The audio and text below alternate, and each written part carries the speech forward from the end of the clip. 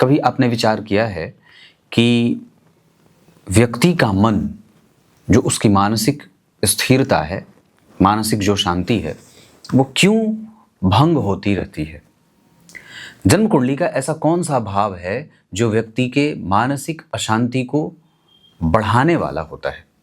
या फिर ऐसा कौन सा भाव जिसमें कोई भी ऐसा ग्रह अगर कमजोरी या मजबूती से बैठ जाता है, उस जातक के मन मस्तिष्क को सदैव ही आंदोलित करते हुए देखा जाता है या करता रहता है? इस विषय पर ही आरंभ की चर्चा होगी। अगर बात करें तो जन्म कुंडली का चौथा भाव वास्तु देवता का होता है। इस हिसाब से अगर आपकी कुंडली के चौथे भाव की स्थिति कमजोर है कुंडली में, या वहां पे कोई खराब ग्रह बैठा है, या जन्म कुंडली का कोई भी पापी भाव का स्वामी वहां बैठा हुआ है, तो इस आधार पर व्यक्ति का जो मन मस्तिष्क होता है वो हमेशा ही असुविधाओं से भरा होता है। या ये भी कह सकते हैं कि जन्म कुंडली के चौथे भाव में अगर कोई अच्छे ग्रह की स्थिति या उपस्थिति नहीं बन रही है, वो उस जातक के मनोभावों को कमजोर करने वाले और लगातार मानसिक पीड़ा देने वाले भी होते हैं। आप इसको अपने शब्दों में हमेशा ही चिंताओं से घिरा रहने वाला इंसान भी कह सकते हैं। जहां उसके पास सामर्थ्य भी है, शक्ति भी है, योग्यता क्षमता सब कुछ भरा पड़ा है, उसके पास बहुत सारी चीज़ें हैं, दिमाग भी बहुत अच्छा है, पर कई बार वो उसका सही इस्तेमाल नहीं कर पाता या बेवजह की चिंताओं से अपने मन को परेशान करता रहता है। इसलिए कि जन्म कुंडली के चौथे भाव में अगर कोई भी शत्रु ग्रह बैठ जाए उस भाव में, जैसे बुध यहाँ बैठे हुए हैं वृश्चिक राशि में।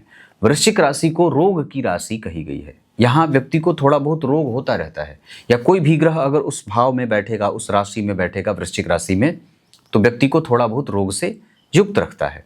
यही जो थोड़ी बहुत वाली बात होती है, ये कई बार चतुर्थ स्थान में और अष्टम स्थान में बड़ी भारी पड़ जाती है। चतुर्थ स्थान मानसिक शांति का होता है, स्वप्न का होता है, निद्रा का होता है, मानसिक माता के सुखों का होता है, ममत्व का होता है, आपके चिरंतन सुखों का भी होता है। जहां आपका कोई मतभेद किसी से नहीं है उसका होता है। माता का पुत्र से कभी कोई मतभेद नहीं होता है, तो वो ना होना चाहिए। तो जन्म कुंडली के चौथे भाव में अगर कोई पापी ग्रह या पापी भाव का स्वामी, जैसे सिंह लग्न की कुंडली के लिए एकादशवें भाव और द्वितीय भाव के स्वामी होकर के चतुर्थ स्थान में बुधदेव वृश्चिक राशि में बैठे हैं, जिनके ऊपर किसी भी शुभ ग्रह की कोई दृष्टि नहीं है, और साथ ही साथ जब कोई पापी भाव का स्वामी चतुर्थ भाव में बैठ जाएगा तो व्यक्ति के मन को, बुद्धि को कई बार आक्रोशित करता रहता है, जल्दबाजीपन की प्रवृत्ति दे देता है, निरंकुश प्रवृत्ति भी कई बार आ जाती है, कई बार हठधर्मिता भी आ जाती है। हालांकि यहाँ एक पक्ष जो बहुत अच्छा ये बन जाएगा कि चतुर्थ स्थान से जब कभी भी शुभ ग्रहों का संबंध बनेगा तो व्यक्ति अपनी सुविधाओं को इकट्ठा करने में माहिर होता है। हाँ, अपनी सुविधाओं पे उसका ध्यान जाता है और कंसंट्रेट वो नहीं कर पाता है। पढ़ाई लिखाई में, कारोबार में उसका कंसंट्रेशन कभी कभी ही नहीं बल्कि लगातार भंग होता हुआ सा भी देखा जाता है। तो टोटल कुल मिलाकर के जो मैंने बात कही उसमें क्या बात कही कि जन्म कुंडली के चतुर्थ भाव को वास्तु का भाव कहा जाता है।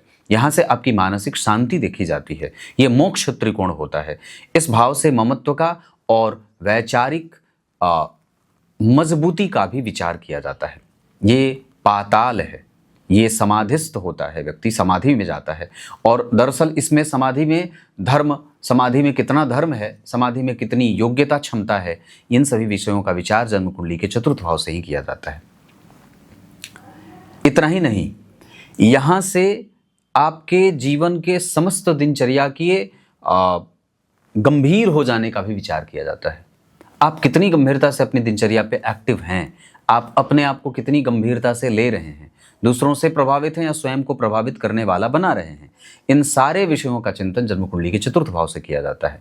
जब कभी भी जन्म कुंडली के इस भाव में किसी भी प्रकार से कोई पापी भाव, कोई राहु, कोई शनि, कोई मंगल या कोई केतु जैसा ग्रह बैठा हो, या फिर वहाँ पे कोई अच्छा ग्रह नहीं बैठा हो, तो जातक को परेशान करता है और कई बार मानसिकता को प्रभावित करता है।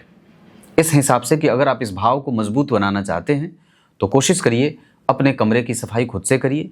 जिस कमरे में सोते हैं उस कमरे की सफाई तो कम से कम आप एटलीस्ट खुद से ही किया करिए। घर से बाहर निकलने से पहले अपने कुल देवता, अपने वास्तु देवता के नाम को प्रणाम करके वहाँ से बाहर निकलें, कुल देवता की जय वास्तु देवता की जय, इतना काफ़ी होता है। और घर को सजा सजा करके रखना चाहिए, कमल के फूल से, गुलाब के पुष्पों से, मतलब घर को सजा कर रखने से ज़्यादा अच्छा रहेगा। तो कुल मिलाकर के इतनी बात है।